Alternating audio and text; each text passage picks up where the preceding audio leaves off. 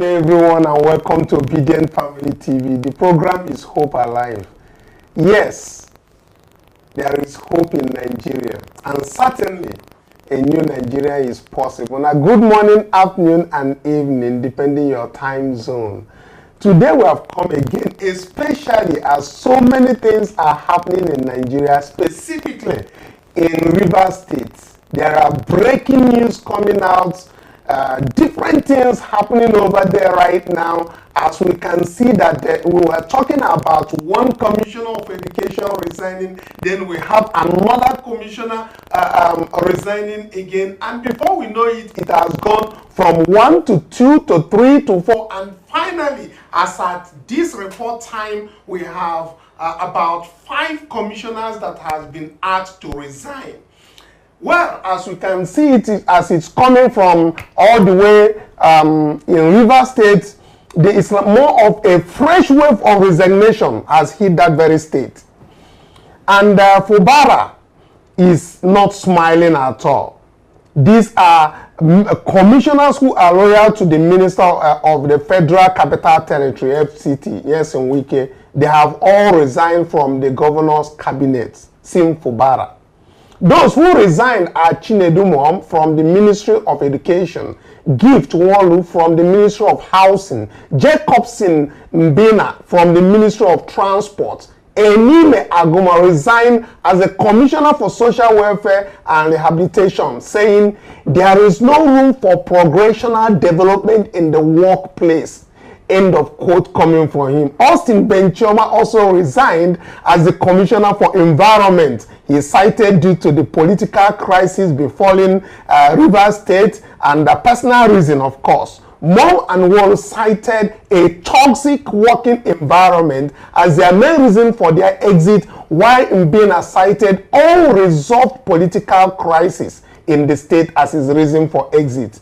These 5 persons were among the commissioners who first resigned from Governor Fubara's cabinet last December in the wake of the political crisis in the state, but were admitted into Fubara's cabinet following Bola Tinubu's intervention. Now, earlier in the day, 3 commissioners, which are Zacchaeus Adango, Emeka Woke, and Alabo George Kelly, also resigned from the Ministry of Justice, Special Project and Works, respectively. So, right now in Rivers State, the tensions are very, very much high, as reports coming out indicates that this may be unconnected with others coming from the FCT, which, of course, is from Wike. And let's even get down to this. The discussion is so much. Of course, we are going to bring you the Abia State airport scam in details, as the Abia State governor has rolled out the report coming from the consulting firm KPMG already. So, but I have my special people around me to have this discussion this evening. I have Divine here and also Peace. Warm welcome and thank you for joining us on this live broadcast. We're so glad to have you. Obidient worldwide, I greet you now again. Oh, now welcome.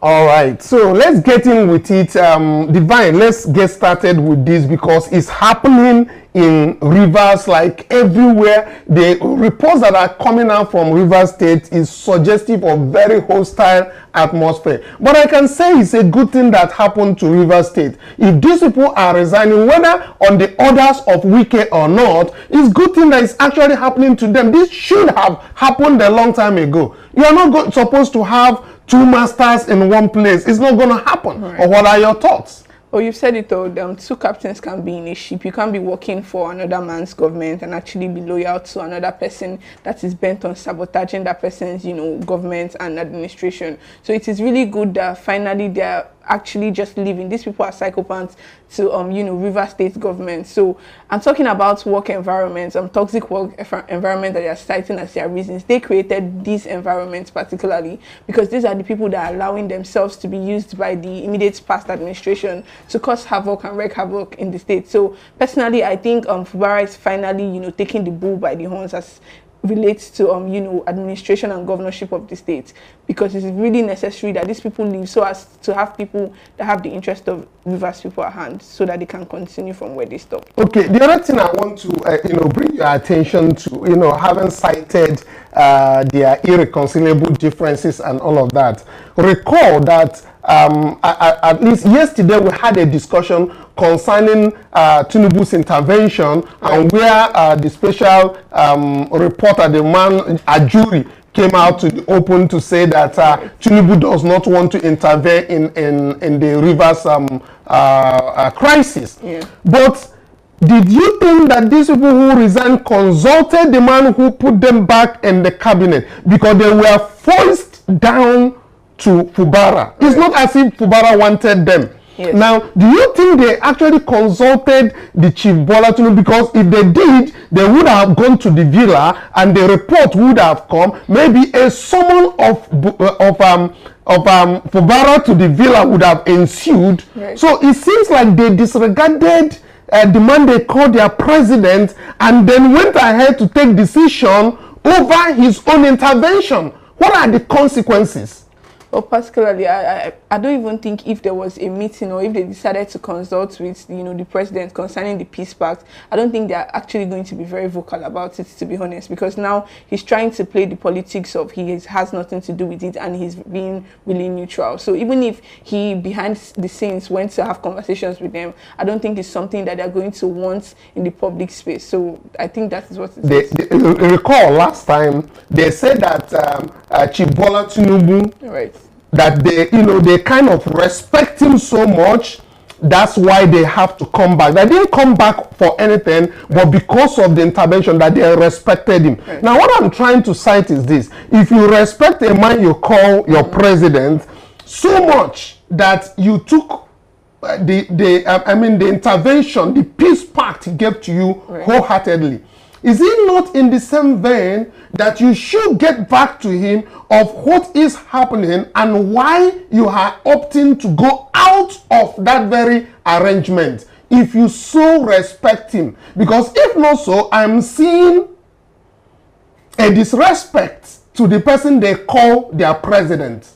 Well, I totally understand your point, and you raised really valid points, because it's going to look like they're bypassing this man to actually do what they want to do. And I'm just saying that the presidency has come out to say that they are being neutral in this. So even if for any reason, let's assume for a minute, they actually went back to have conversations with him to say, sir, this peace pact that you came to, you know, endorse in Rivers State is no longer working and we need to go.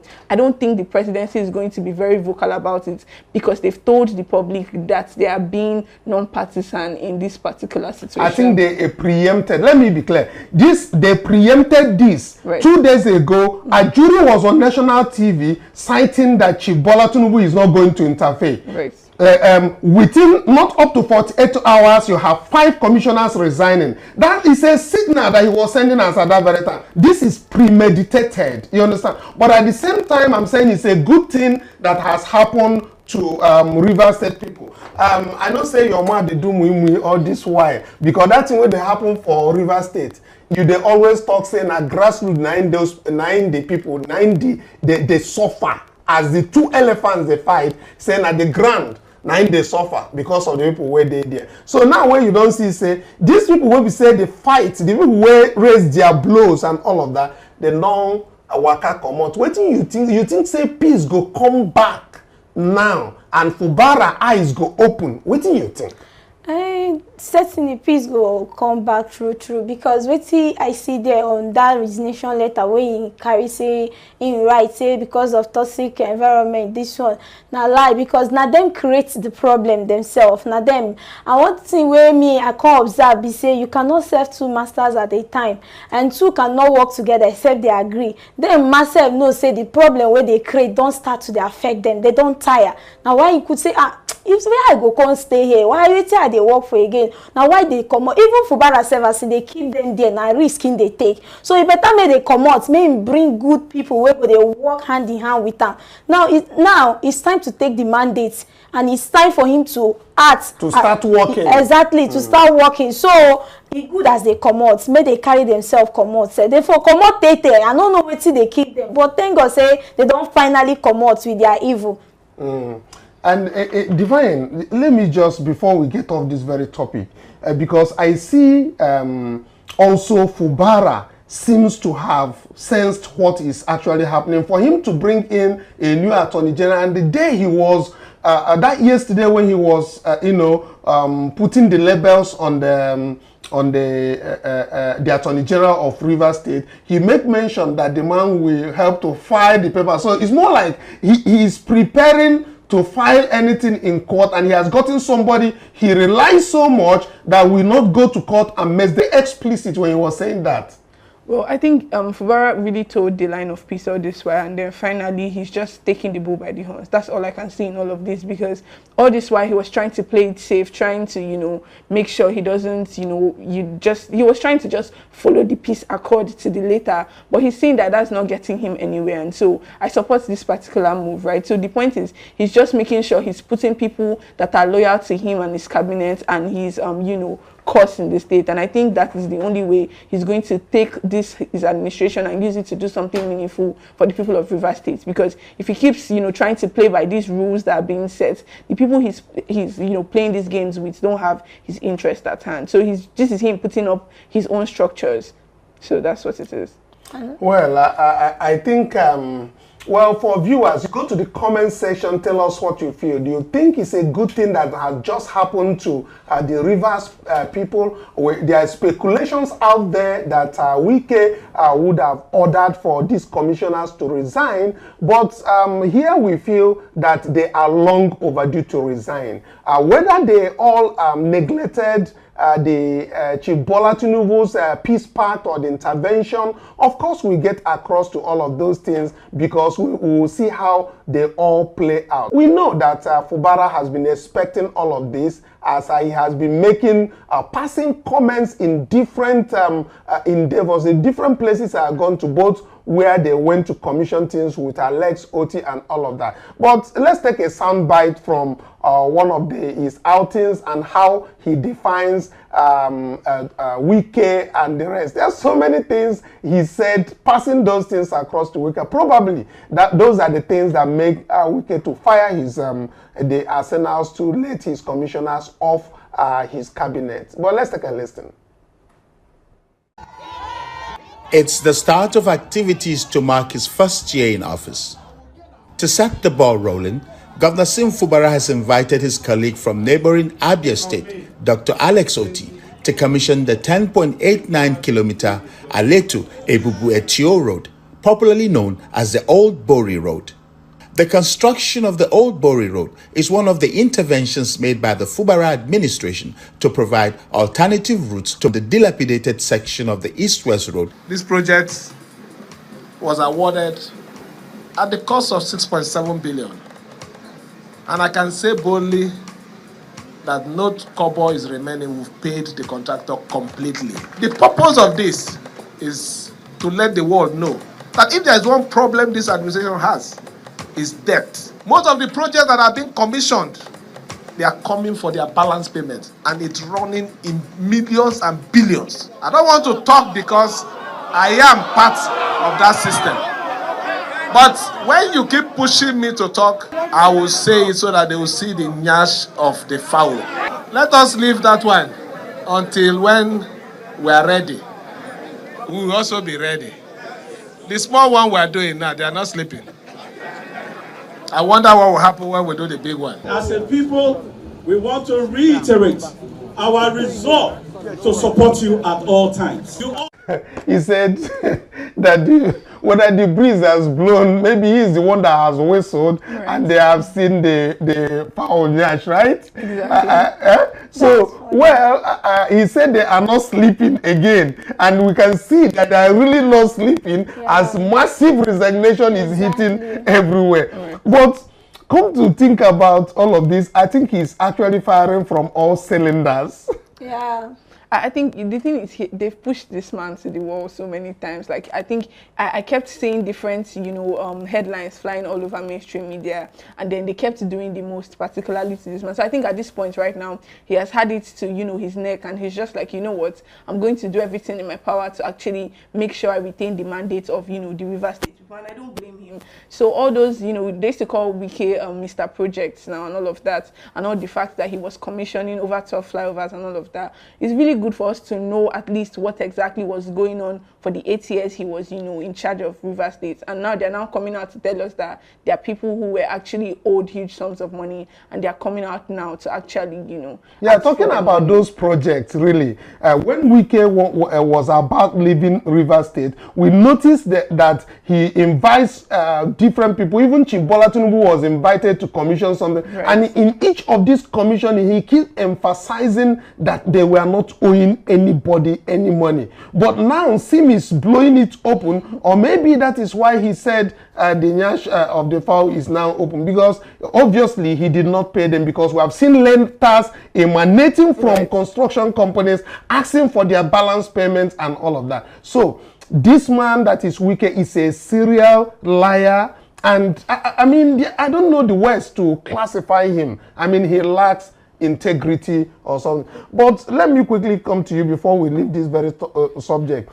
I see when in talk say they see foul just like this, your mouth don't begin to do mui like this. Yes. I know say our people wait there for grassroots where they watch them go talk, say this one where this man talk, he go sweet them as he take talker. Yeah. And then talk that he make our people for understand, maybe say they just they blow grammar, yeah. But making talker made them hear say, he said they know they sleep again. Yeah. What do you think? Now one na open secret, because I do say, like wetin I fit up, we say, fit beat pikin countless time, and you go expect the pikin may no cry. Wike don't to push this man to the wall, and wetin you expect when you don't make person vex. So if Fubara they talk anything when they talk, in get right to they talk and in their voice I'm out from a place of indignation based on say they don't too anger him and they don't too vex him. So Wike deserve everything when they tell him. In deserve him true. Before they open him mouth, now he don't open him mouth. Yes, and he always they anything will happen, make it happen. So that is how it should be. It's time to take back the mandate. Okay,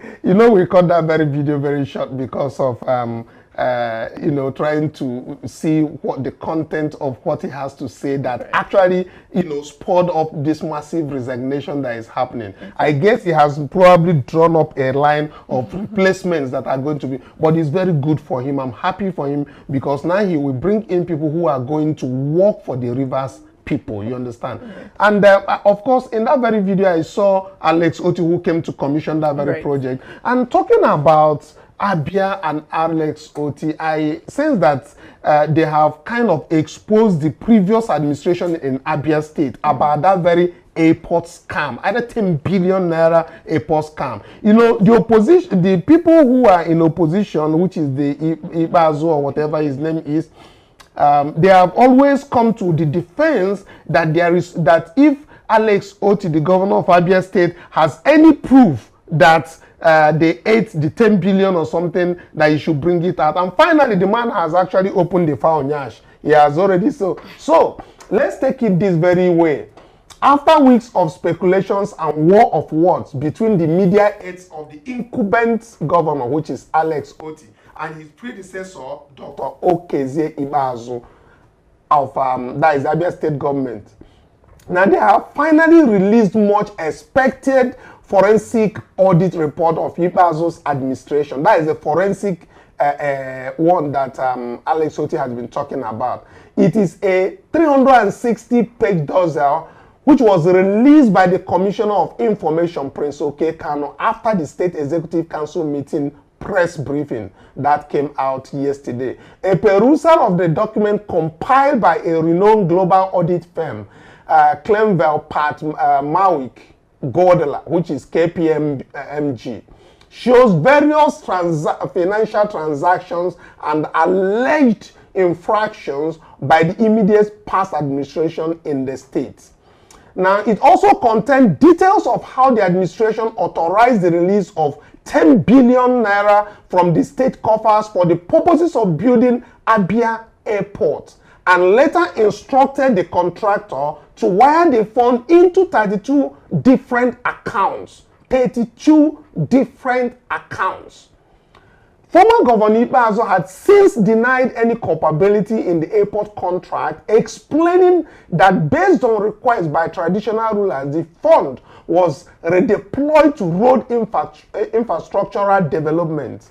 But before releasing the dust on Monday night, the Information Commissioner said that it has become necessary for members of the public to peep into the documents and keep them abreast with facts of what has truly transpired, instead of getting carried away by the propaganda of those who felt exposed by that KPMG report.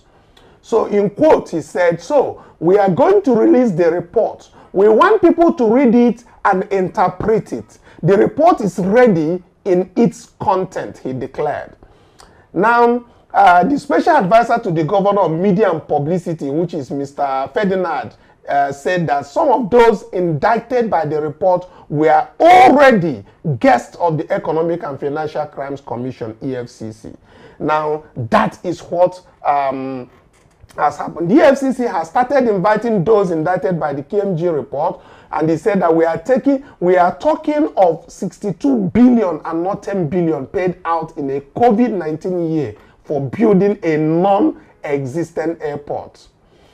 Well, I think that's so much to talk about Abia State, but it's a good thing that this report is finally out. Right. While Executive Governor Alex Oti were in the US, you know, that is where he started to say that this report is already out. And they were like, where is the report? Let's even see it and the likes and all like. Now, the man has brought out the report. I'm not hearing anything from them again. What is going on? We need to hear about that. A non-existent airport. And right now, they are not talking about 10 billion again. They are talking about, is it 62 billion? So much. And why is these people not in EFCC net? Where are they? What is going on?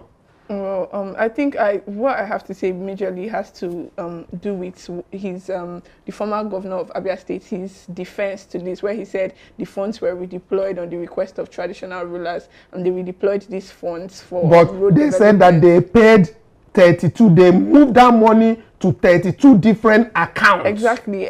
That's my point exactly. I'm saying it's a very weak defense. Like if someone accuses you of something that, you know, what do you mean that you deployed the funds on the request from traditional rulers? Like when you needed to collect the money, did you go to the traditional rulers to collect the money? And so I just think it's a very, not just insulting way to actually, you know, tell Abians that they're not very smart. Because what do you mean you collected 10 billion naira? You had to write to you know, the State House, and they approved 10 billion naira for an airport. We cannot see the airport, and we can't also see the 10 billion naira. You're coming out to tell us that last minute you redeployed the funds on the request of traditional rulers. What is their legislative right to actually ask you, a whole governor, to just stand up and redeploy 10 billion, and you just redeploy the money without any form of conversation with the people? It's just, you know, that even before that money was approved, before they sought approval from the State Assembly, from the report, if you read, I think page 25 of that very report, you find out that even before they have started spending the money, before they even seek the approval. So it's a premeditated thing that really happened. They plan to eat the money on a non-existent airport. There is no airport.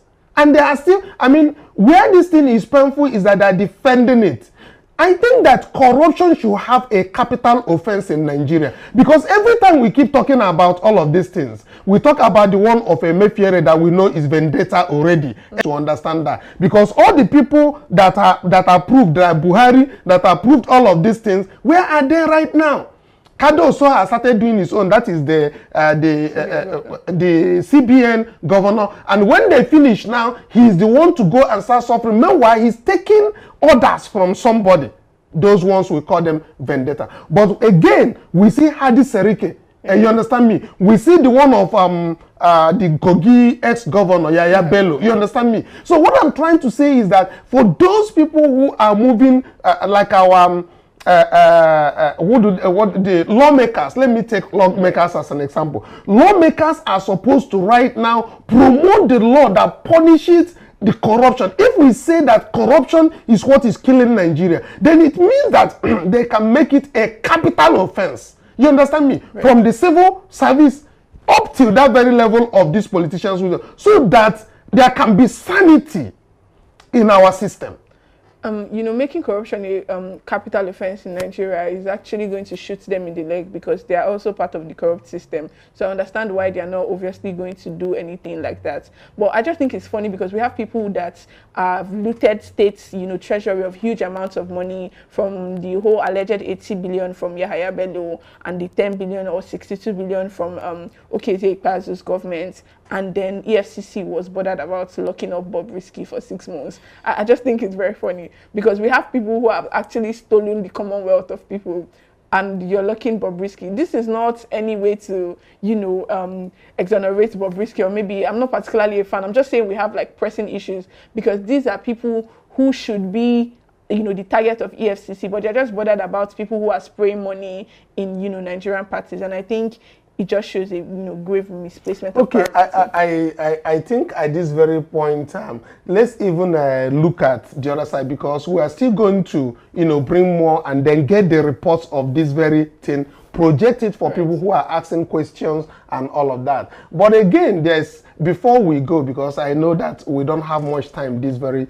evening, what is your take? This is in the next 2 weeks. Chief Bola Tinubu is going to be 1 year in Aso Rock. What is your take on what you think that they have done very well? Mind you that we have discussions earlier in the day as concerning other, and we also have one that came from Oseni, of course. Go ahead. Well, I think this question is very heavy, because particularly if I say what's on my mind, it's going to be. But the point is, we don't insult people here. Exactly, but I'm just saying, in one word, I just think it has been a traumatic experience for Nigerians. That's really all it is, because we've seen inflation like never before. Like everywhere you turn, you are buying things for double the original prices. There is you know, fuel scarcity and even fuel inflation. Even the inflation is not stopping the scarcity, because I mean, it is just a traumatic experience. That's all I can say. Okay, before I face our people, peace. Now 1 year, 2 weeks time, Chief Bola Tinubu 1 year will be saying don't enter. Now whether na hopelessness you don't see, I been na hopefulness you don't see, I been na suffer, because I see how your face no be like this your face there last year. That's shaking bands, hunger strike, everything don't increase. People they suffer, people know they even eat again. Everything that taxation from this to even Tinubu self, they tax the air where they breathe. If they tax the waka where they waka for road, if they tax everything. So they na confusion. The money where we say they don't even borrow myself, that one don't contribute to kill all the policies where they get. But you get one tweet where you send you tweet like this, and that thing he get, when I see the tweet, the thing get as he take then he get how he take the fine for his own way. But I they call our people, wherever you dey, go to comment section, tell us how you feel about 1 year of Chief Bola Tinubu. How it there for your body, whether you be Agbado or you be Obidient, make you tell us how you feel for here. This one now saying, if I say, as Nigeria president clocks 1 year in office, one of the major turn-offs of his administration is the repeated spread of misinformation by his media team. Yes, but Divine, even when he cites misinformation, I don't think, okay, he's talking about his turn-offs is the misinformation, because they are in the media space that manages information that flows off. Right. We understand, just like the cyber tax thing, that they go back and they will now come back. Does that mean that they don't even check these things very well before they say it has been approved? I don't understand it. These are people who claim to have knowledge of these things. They said that this very 0.5 cybersecurity is for everybody. They are going to tax through the banks and cards and all of this. But somewhere, somehow, it was discovered that this 0.5 was not actually supposed to be taxed directly to the people's account. But the people that were supposed to deal with this are the financial institutions, the telcos, and other people who are that has to deal with heavy cyber attacks and all of that. Let's even take a few seconds listen to what they have to say about this so that we can also make our own comments on that. Levy. The position of government is that that policy has been suspended. That policy has been put on hold. That is the position of government for now. It is undergoing some form of review. It was reiterated in council yesterday. You know that today's council is a continuation of the council meeting of yesterday. So I can tell you the cybersecurity levy has been put on hold. It is being reviewed by government. For now, it is on hold. Thank you. Can you count how many times that these people has made a policy, they have suspended it for one reason or the other? And people are thinking it's suspending. They say they have been put on hold. Does not mean that they are not activating it. Right. And again, while we discuss this, you need to realize that even if it is the telcos, which is the MTN, the 9Mobile, the Glo, if they are taxing them and they are taxing the banks to pay 0.5, they are still going to break it down to the masses. Exactly. And the end result is that the masses are still going to pay these very taxes. Exactly, because I mean, cost of production and cost of running a business, by the time it increases, they're going to increase their tariff rate. So even if they don't directly tell us what the one's paying, eventually these companies that are collecting, that are on the receiving end of all these taxations, will look for a way to make sure Nigerians pay for it. Is either they increase their tariff rates for probably calls. If one second was 11 kobo, for instance, it's probably go to 20 kobo. It's just directly or indirectly, Nigerians are bearing the majority of this brunt. So whether or not it's suspended or is for just Nigerian banks, it is still going to tell on the average Nigerian because you use their services. And so I just think it's really, really funny. And then secondly, about what Rufai said about misinformation and propaganda of, you know, the Tinubu-led administration and their media team. I don't know. I think the people that you know, behind those pages need to do their homework very properly, because before you come out to tell a group of people, you're meant to be the official, you know, media outlet of a whole presidency. Like, at least get your facts straight, because the amount of times Bayo Nanugai himself has come out to tweet news that is fake and last minute come out to, you know, take it back is just alarming. They need to put some level of you know, decorum into all of that and be meticulous about what exactly they are putting out to the public. Okay, I think, so for our viewers, obedience, well-meaning Nigerians, 1 year on, Nigerians are suffering hard bites. And again, the money that this government, Tinubu's administration has borrowed is sinking us. And he said widen tax net. That is what he told the people as at that very time. And he has widened that very tax net. And the money they are borrowing from outside is impoverishing Nigerians. And we have a video that I think we watched some time ago from a notable American who was expressly against what is happening in Nigeria now. The money we borrow out and the grants and the loans that they give us is, let's just take a listen from what they had to say about what our government is doing around here. But it won't help. It'll just formalize the reality that poor countries can never repay their loans. Senator, are you saying that you're opposed to debt relief for impoverished countries? No, we should forgive the debts, but that's not going to help those countries very much.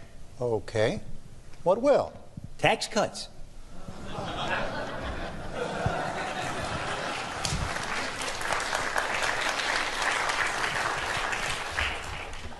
Some African tax rates are the highest in the world. In Tanzania, the 30% rate kicks in at $475 of income. Plus, they have a 20% value-added tax. It gets added to everything you buy. Those high tax rates make it impossible to build capital in those countries. So nothing gets built, not factories, not roads, not anything. Poor African countries have the lowest wage workers in the world. And yet a company like Nike, for instance, can't put a factory in one of those countries because of the oppressive tax rates. Taxes have killed any possibility of economic development. They've killed any hope of these countries ever helping themselves. And that leaves them completely at the mercy of charity and loans. And here's the worst part. You know why those countries have such high tax rates? Because of us. To show us that they can raise enough money to pay back their loans. But taxes can't raise any money if they kill the economies. So it turns out that the tragic, unintended consequence of our good intentions toward Africa, our kindness, is that we have encouraged those countries to lock themselves into a gruesome economic depression. If we don't urge those countries to cut their tax rates, they will never grow their economies. People will live lifetimes of unemployment. Disease will be rampant. Poverty will be permanent. And children will be hungry. And our charity will never be enough. Never.